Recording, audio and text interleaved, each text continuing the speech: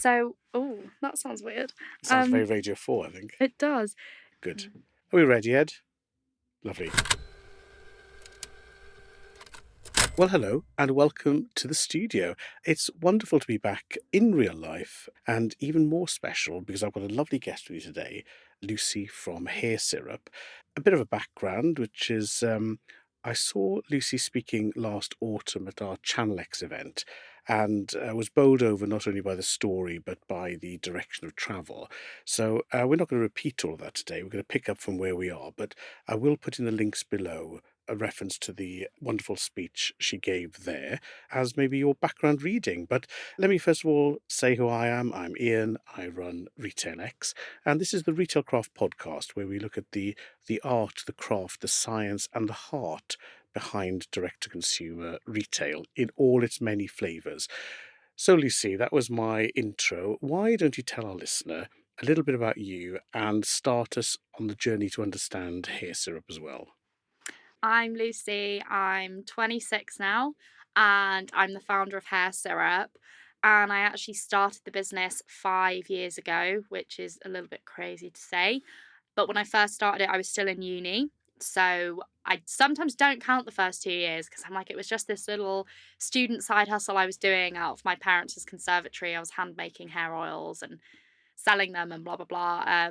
But we've really established ourselves in the last 3 years, I'd say. So 2023 was where things started to take off for the brand, and the story behind Hair Syrup is really not dissimilar to most D2C consumer brand stories. It was as simple as I had a problem, which was my hair and scalp, and I couldn't find anything on the market to fix that problem.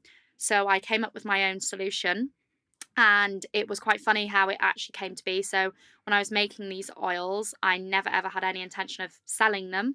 They were purely for personal use. And I used them for God knows how long, never paid any notice to it. And it wasn't really until we went into lockdown that I started sharing these oils with my friends and family. They started to use them, started to love them. And then in the summer of 2020, I had never really used TikTok before, but for the first time I used it, and I posted a video on there talking about my own personal hair transformation. And in the video, I spoke about said oils quite extensively. And then the video went completely viral. So it was funny because the video wasn't even focusing on the oils, it was focusing on my hair and everything else in between, what I'd done. So they were kind of just a nod to them, if you like, but they're really what captured people's imagination. And then everyone in my comment section, it got 600,000 views or something in the end. Wow. So it went really viral, which was crazy for me because I'd never had any sort of virality before, never had any presence on social media. And so this was literally, I mean, people say, oh, I went viral, but they start from quite a high base. So you were literally at home in the conservatory talking about your hair, and from nothing to 600,000, as if the spotlight just landed on you. Yeah, don't get me started on people who, they use words like viral and this, and I'm like, yeah, but no, or starting from nothing. And I'm thinking, did you start from nothing Exactly. though? Because I actually genuinely did, and it was totally accidental. And the video took me so long to make, and it was, I was just had my, I didn't even know what iPhone it would have been. I didn't know how to edit TikTok videos and anything like that. I'd never even used the app before until that year. Yeah, there was no, I don't know, it's different now. It's easier to go viral now, but harder to sustain that interest because there's formulas to it, isn't there? And little did I know, brands like mine, we were kind of crafting these formulas that other people would then go on to use. Of course, are now inspired by exactly slash copying. Exactly, yeah. Which, of course, I didn't know this at the time, and it was just a completely genuine, authentic video that I wanted to share with other people online. And I thought it was fun, to be honest. I enjoyed making the video, and everyone liked it. I mean, thinking about it, it's quite cool. It's that, it's got a typical arc to it, hasn't it? You've got the problem hair at the beginning, and then you sort of hint towards the improvement, and then all the steps in between. So it's kind of a nice full circle video. But yeah, no, that's quite literally what happened. So after you said, hey mum, hey dad, I've just hit 500,000 responses to this, When did people start saying, and by the way, where do I send you a check for your patented hair oil? Because that really is a sort of the next step in a way from virality to a business. Well, immediately I had comments, and possibly I've got loads of screenshots of this on my phone because I had the sense at the time to screenshot these, or maybe not at the time, maybe a little while later. Sometimes when I tell this story as well, I can't, it was so long ago. And because if I'd gone out with the intention of starting a business, I would have Mm. documented these things and made a mental You'd note. have a camera crew with you. Well, of course, yeah, like people do nowadays, but I didn't. And a lot of this was missed or not documented properly. But I had got some screenshots of these comments where people were saying to me, I really need this oil. You should sell it. I would so buy this. Do you have PayPal? My hair's fried. I'll send you 20 quid and I need a bottle. So, and I'll be honest at the beginning, sometimes when I call myself an entrepreneur, I think, am I really though? Because everyone talks about that eureka Mm. moment that, oh, and you hear entrepreneurs, they'll try this, try this, try that, and then something just clicks. But for me, it was that I was ignoring all of these signs. So I had all of these people saying, you could sell me this. And I think if I was an entrepreneur, surely I would have immediately read, oh, well, I'd give you 20 quid for this. And my business brain would think, right, perfect. Yeah, I'll take Yeah. 20 quid. Let's do it.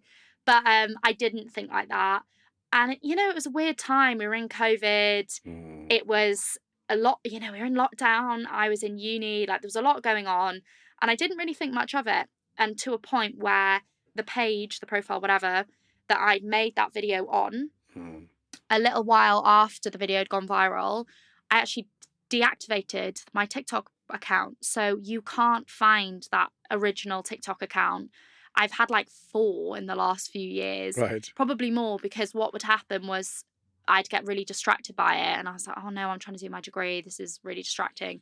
So I deactivate it and then make a new one a little while later. And I just deactivated it.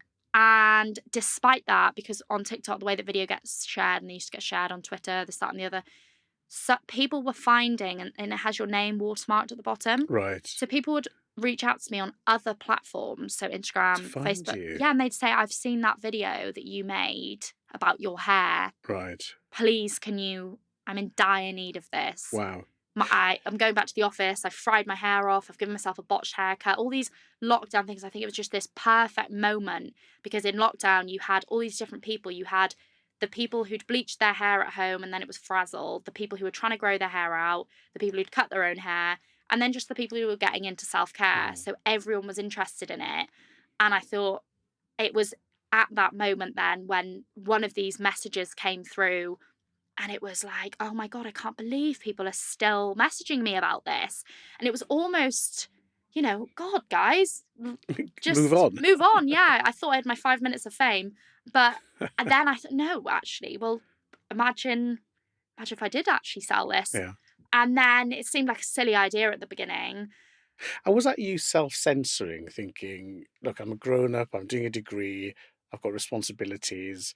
People are asking me, that's nice, but there must have been a moment where you think something is holding me back, and then you just cut that anchor chain or lift the anchor, whatever the right nautical thing to do with anchors is, and said, yeah, I'm going to go for it. So what was that moment where you thought, it's gone from being, I'm just being asked to, I'm going to do it?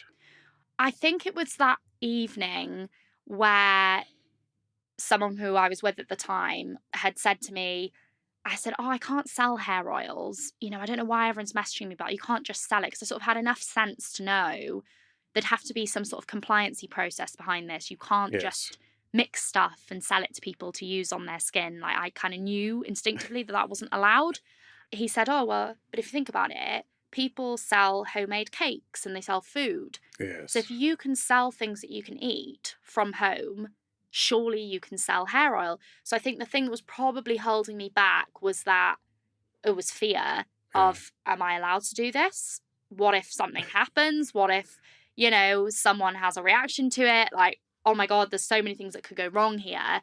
But then when I put it into perspective, it was like, oh, well, it is just hair oil, Lucy. Like, there's When you say no. just hair oil, my experience of oil goes from engine oil to olive oil with maybe a few chilies in between. So when you're formulating this, were you at home going through the kitchen cabinet trying every non-toxic oil you could find, or was there a sort of, what's the word, maybe like a white lab coat chemical approach to formulating the unique patented Lucie combo? Well, there was a bit of both. So when I first started making them, I was in uni, and what I was because when I was in uni, you obviously use Google Scholar, PubMed, all of that 20 million times a week. So what I was doing was I cross-referenced a lot of I mean, like it'd be probably easier nowadays, but I cross-referenced individually a lot of the sort of oils because there were oils that existed on the market, but Hmm. they were just too expensive for me to justify buying. So because they're 100% natural, a lot of the time any natural product comes with such a premium price tag because people Yes. know that they're paying for the good raw ingredients and And the nothing fact in that between. someone's hand milked a lavender seed or something in order to Exactly. get the oils out, yeah. 1,000,000%. And people really kind of respect that. And so at the beginning, I had a lot of different issues with my hair and scalp, which is why I think the brand's done so well, is because you get a lot of people nowadays and a lot of businesses, and I talk about this a lot. I'm really not one for promoting senseless overconsumption. And a lot of the time when I say I'm a TikTok brand, people just think, oh, yeah, I bought this thing off TikTok once and I used it twice and then it's gone into the back of my cupboard because you impulse buy things. But with hair syrup, it started off with, oh, I've got really bad dandruff. Oh, I've got a sore scalp. Mm, Oh, I've got this. Oh, I've got that. So I was coming up with different variations of the product to sort different problems for myself. But it was all coming, every single ingredient that was going in there. They were coming from health food shops. So they were natural, but it was really every single ingredient that was going in there. I was researching and I wanted to know what that specific ingredient was doing. Not right. not because I was going to sell it, but just because I wanted to know what it was doing for my hair, particularly the essential oils, obviously. But then when it came to actually selling them, I worked with a chemist, and I remember the chemist said to me, "Have you come up with these formulas yourself?" Because I knew that what I'd been making at home, I'd have to sophisticate them Yeah, before yeah. bringing them to market. I said, "Oh, yeah." And he said, "Wow, they're really good. There's Wow. nothing I'd change about them. They're going to have the desired impact." So I was like, "Okay." Great. Um, so yeah, well, I started off just with one and then I extended the range, obviously. But yeah, it And was the kind of range a bit of extension both. then, because, if you have the perfect serum number one, then the vectors you could take would be different scents, different problems, different colors, different weights, different times of day. So you got this one product off the back of your own experimentation. Which direction do you then take the extension? The problem route is The what I went problem. down. Yeah. So, So it's very authentic then. So you're still solving people's problems. yeah, exactly. And that's really what the brand is about at its core, is solving people's hair and scalp issues that they haven't been able to solve Mm. before. And that's what we were doing. So brought out one to help to promote longer lengths, one to help if you had a greasy scalp, one to help if you had a lot of breakage, one to help with dandruff. Right. And that's kind of how it went. We would take a common problem and find our version of a remedy to that problem. Okay, so I'm going to jump over the growth bit. I will go back to it in a second. But if someone goes to the website now, you'll see what looks like a very accessible, interesting, open brand with a product range. So, for someone who didn't know the backstory and just landed, how would you describe the brand today if they didn't know the TikTok heritage and the solopreneur? How does it fit into a very competitive and maybe over-serviced sector, which is people in their hair? Yeah, I think we would describe ourselves, like you said, I love the word accessible. So we're a good price point. So sort of a mid-market, fun, inclusive, accessible brand that's there to offer you creative, innovative packaging with high performance, solution driven formulas. So they're there to help you. They're Hmm. there to, we do offer somewhat of a, I know this word is so overused, but again, wasn't overused when we started doing it, but the community side of things is huge Mm. for hair syrup. So that's kind of what we offer people. And tell me what that means, because again, being somebody who's been around the block a few times, this sort of content, community, commerce, three C's is been pretty well worn. But I look at your website and there seem to be real people sharing their real experiences. You grew from a social channel. So, what does it mean qualitatively to have that social dimension today after that initial growth phase? So, a big part of our growth, from my perspective anyway, came from, and again, what does the word community even mean? And I think to us, what it means and how it's served towards our growth and boosted the brand is because so much of our marketing has been, will continue to be centered around our customers' before and after photos. Mm, So it's really effective because you haven't got these. I mean, we've had all the products, they go through these dermatologist testing and we've had consumer trials on them and they get studied for efficacy and blah, blah, blah. And we've got all of these clinical, the facty type things. microscopic, Yeah. of course, like your scalp, they'll take photos of your hair density and all this, that, and the other. But we prefer to use the customer before and afters because I think that's Mm, really where people think, oh, that person's just like me. And if that happened to them, yeah. this could happen to me as well. And obviously, it's a difficult one because hair care, scalp care, any sort of beauty is very, very subjective. So you can try something, think it's the best thing ever. Someone else can try it Mm, and say, no, I didn't like that. That didn't work for me. So we have to strike a balance between expectation management, but also pushing the products, but managing expectations yeah. with people. And to be honest, I think that's how we have built such a trusting community as well, because we don't claim to be the gospel, the fountain of all knowledge of, because I personally don't like sort of prescriptive content, which tells you, I really don't like people who come on TikTok and social media and say, this is the worst thing in the world. Don't use this shampoo. Don't use that. And then you've got 10 people in the comments saying, well, I've been using that shampoo for last year and I love it. Mm, And I don't like people invalidating anyone else's experience with something. So we just kind of are open minded to everything, really. So I think even if people have used the products, and on the unusual occasion that they think, oh, didn't really work for me, they still feel like they can enjoy our content, they're mm, included in something. And a lot of people are like, oh, I didn't really use it because my hair's quite fine, but I buy it for my mum and she absolutely loves it. I gave it to my mum, she loves it, and I'll buy it for her every Christmas.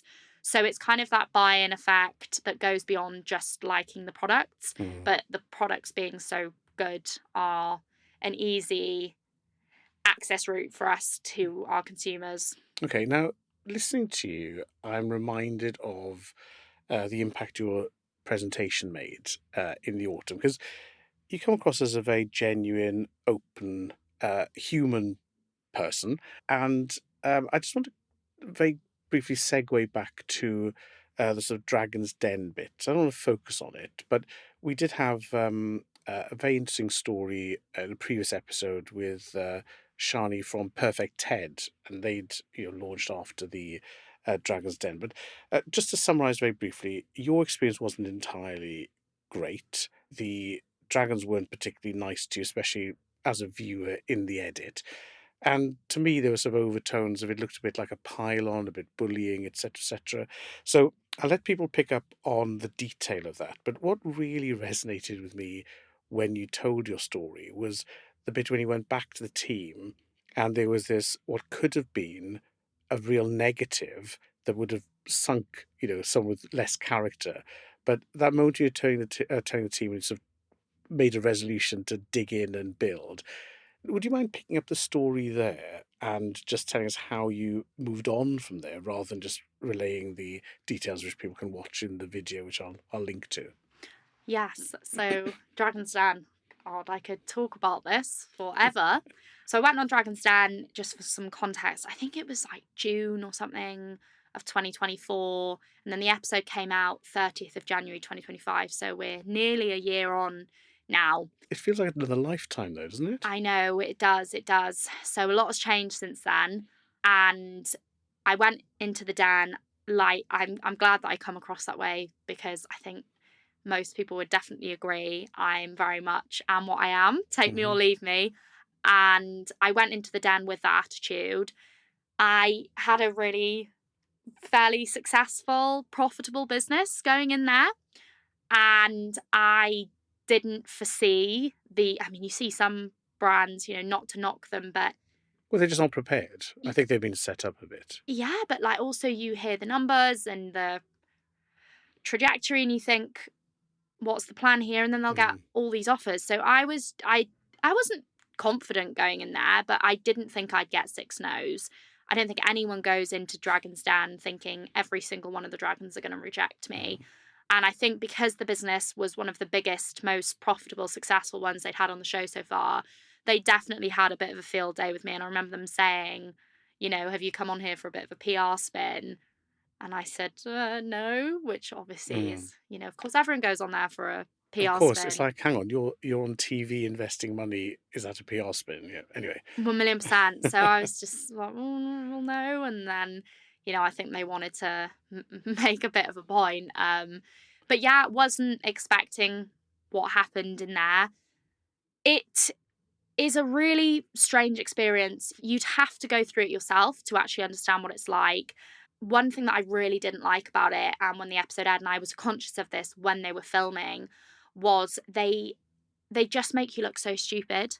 Mm, And as someone who's always, I always pride myself on, I've committed before I started hair I was really committed to academics. Like I was really a real geek in school. I got two A stars, two A's at my A level, graduated from Warwick with a first, and then I just knew that my yeah. credibility and all this decade that I'd put into my school years and whatnot, I knew that when that episode came out, I'd just be standing on the stage like a rabbit in a headlight and made to look like an absolute fool. But this is the problem, I think, where, the edit isn't in your hands, and the purpose to which it's made can be to aggrandize others or rack up viewing. So in a way, you've got the story of an older media type dominating a narrative versus that if you like more open direct approach you'd had via social channels. So in a way it's like a clash, I think, of old and new worlds anyway, across generations. That's exactly what it was. And I think that was really obvious when people were watching it. The fact that they thought me being so viral on TikTok was a disadvantage. Mm, I just couldn't understand that because every single retailer I work with, it's a criteria. You have to have a mm. presence on social media, particularly TikTok. They have stands in shops that says, as seen on TikTok, Exactly. trending now.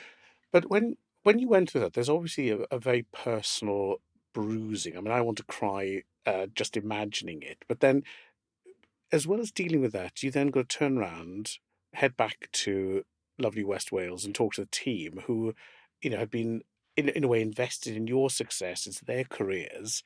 So tell me about that meeting when you get back after it's aired. It's like, right, guys, that didn't go too well.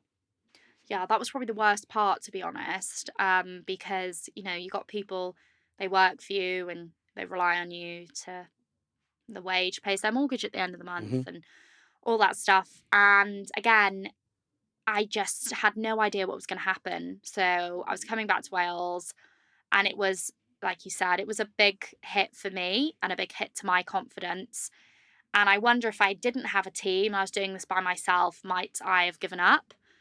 But I remember just thinking, what the hell am I going to tell them? How am I going to Mm, explain this to them? And a big thing for me was you've got these British business moguls, Peter Jones, Stephen Bartlett.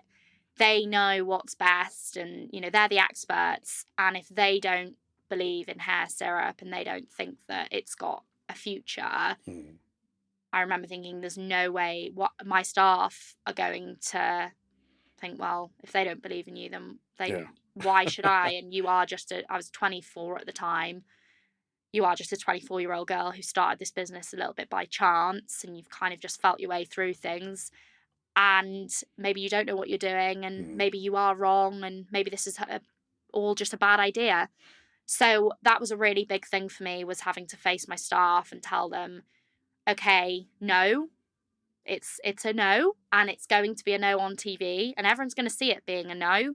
mm. And I can't shy away from that as much as I would have loved to, buried my head in the sand. So I literally had to go in and I didn't tell anyone.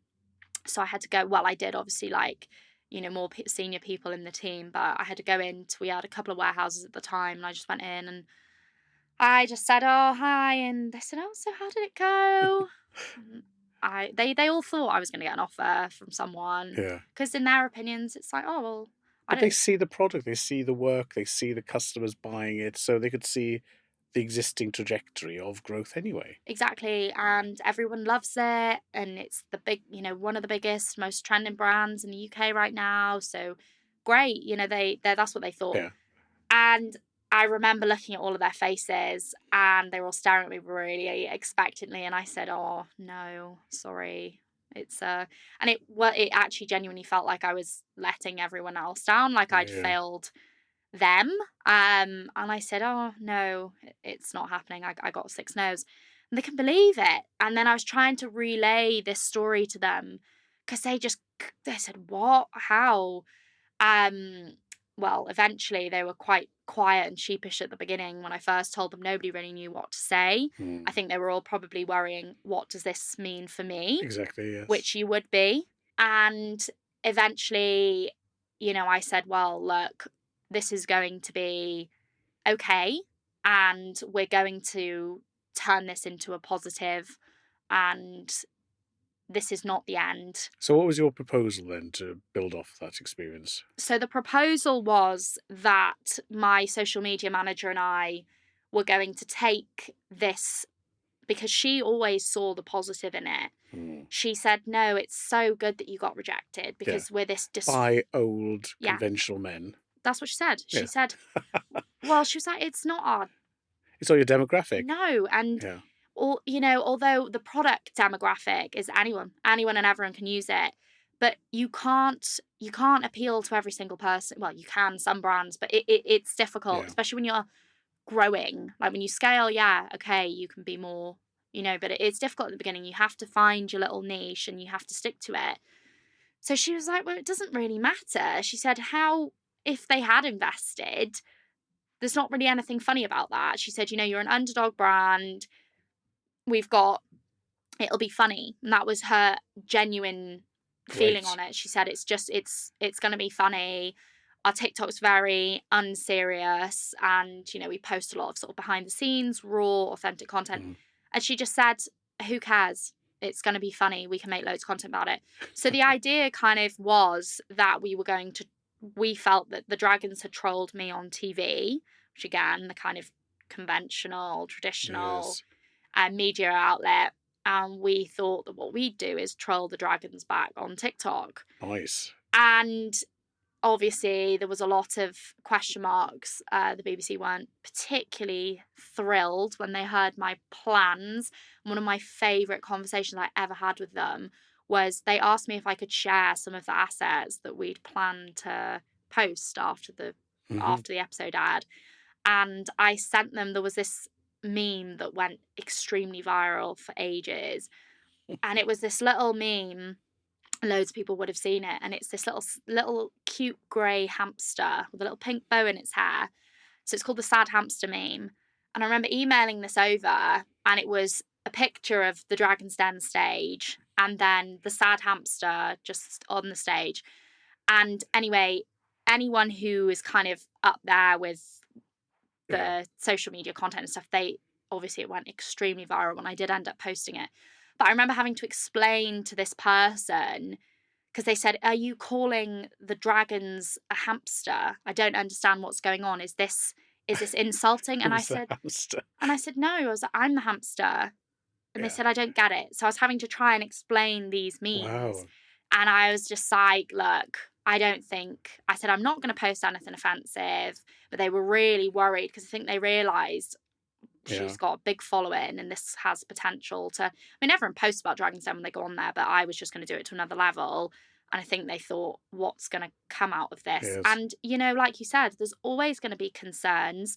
I didn't know, I'd never watched the episode before it aired, but there's going to be natural concerns. I was a 24-year-old young girl. Hmm. They weren't getting the best publicity at that time anyway. And they were probably worried about what was going to be said about my experience in there, Yeah. because it didn't come across very well at all. I always say to people, the dragons were lovely, like off camera. Yeah. They were really nice. And you didn't see, I was in there for 3.5 hours. You saw 10 minutes of it. They were actually lovely the vast majority of the time. And It's the lots, edit. It's yeah. always the edit. And Yeah. I remember they said to me when I was getting upset on stage, that they just thought it was funny. Like, not funny in a horrible way, but the dragon said, Lucy, this is Dragon's Den. Like, we're here to grill you. This isn't, Mhm. it's part of it, you know? And I just thought, oh, well, you don't like me and you don't like my business. And they said, no, that's not it at all. It's what we're supposed to do. It's, But I think it's always this thing, with tone and optics.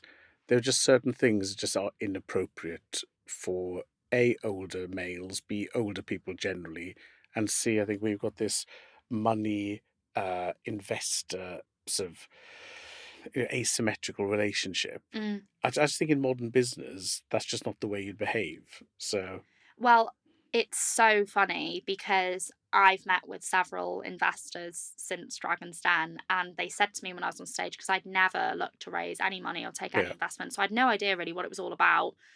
And they said to me, if you actually they said you'd have money thrown at you. Yeah, exactly. Anyone would throw money at you. And they said it's not like this. I mean, for some people it might be. Like, I see a Mm. lot of startups and they have to go through 50 VCs before anyone will even have a meeting with them. But with my business, I was in a very different, Well, had you're the upper already hand. proven and growing, Exactly. etc. Yeah, and they said, Yeah. you'd have a very different experience, off camera. Mhm. And couldn't be more right. Like, it's so true, and it's Yeah. nothing like that. And it's quite a poor representation, really, of a business in my position looking to raise Mhm. as little as 190 grand at the time, because that's nothing in terms of the investment world. It's not representative of No, how it exactly. actually would have gone. And anyway, but I've learned all this since, and it's the best. Going on Dragon's Den was the best thing I've ever done in my life. It was one of the worst experiences being on stage, but it's Mhm. shaped me in ways that nothing else could ever have shaped me. Yeah. It's changed my business, it's changed me. It's just the best thing I could have ever done. And but anyway, when we decided, so what I'd said to my team was, oh, we're gonna troll the dragons. And there was a little bit of, what? Is Really? this a fight we want to start? That's what they said. Yeah. They said, "Oh, well, what do you mean? Oh, I don't know. Is that a good idea?" And I said, "Look, we're not going to do anything really bad, nothing offensive. It's like, we'll just have a bit." I said, "Let's just poke fun at ourselves before anyone else does." Because the last thing that I wanted was for everyone to just absolutely rip Pile me on, and pile exactly. on. So I thought, well, if we make a bit of a joke about it first, Mm. it's very on brand anyway. And I don't think anyone could ever have prepared themselves for how well it would actually do. We thought we were doing some collateral damage, but what we were actually doing was pulling off one of the biggest marketing stunts that the UK really saw in 2025, where we took this nationwide rejection where I'd been told no and brushed Mm. off and almost Yeah. overlooked by all of these investors, to then turning it all on its head and doing a little bit of a tongue in cheek, not a two fingers up, but a bit It's of a, characterful. It shows that, yeah, we're still here, you're still there, you're still still you. kicking. Exactly. And we launched in Boots, so went on in early summer of 2024, and then in November, I think, of 2024, I'd launched in Boots.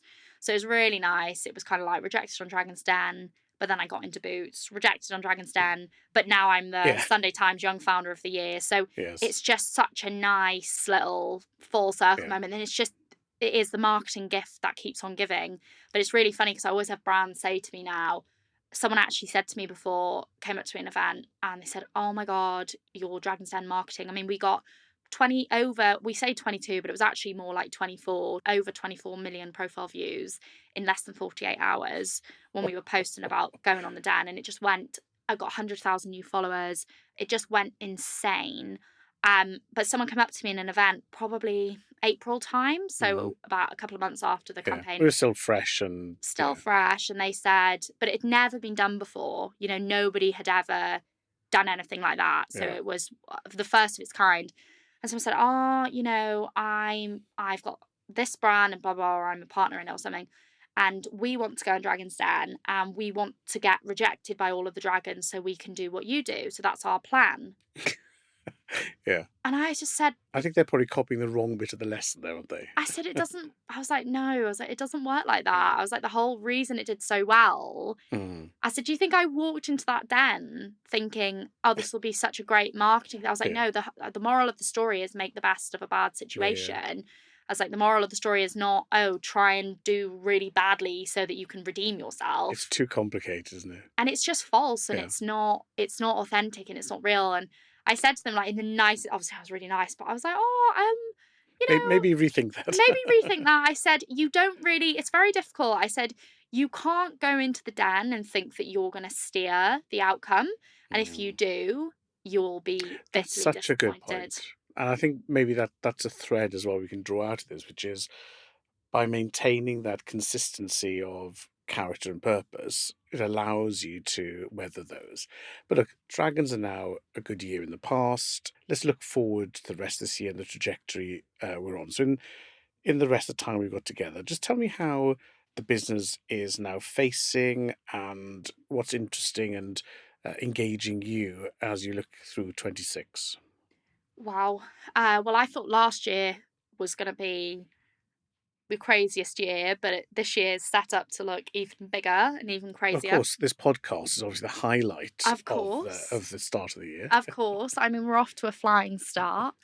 So 2026 is really where we see the brand going to the next level, in When you say terms. brand, just very briefly, you start off with a one product solution, but now we're talking about the brand. So 5 years in, how do you see the brand beyond the product, and then carry on? So I don't mean to interrupt too much.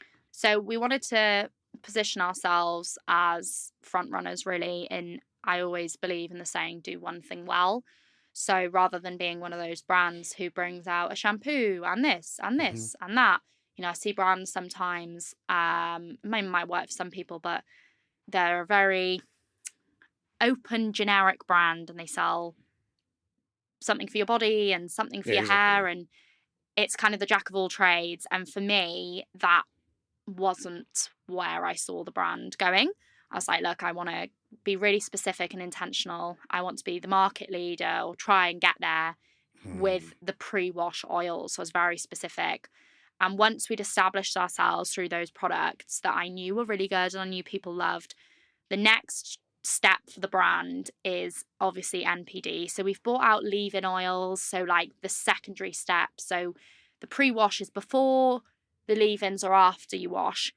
They haven't really landed in the way I wanted them to land, so we're kind of rethinking that.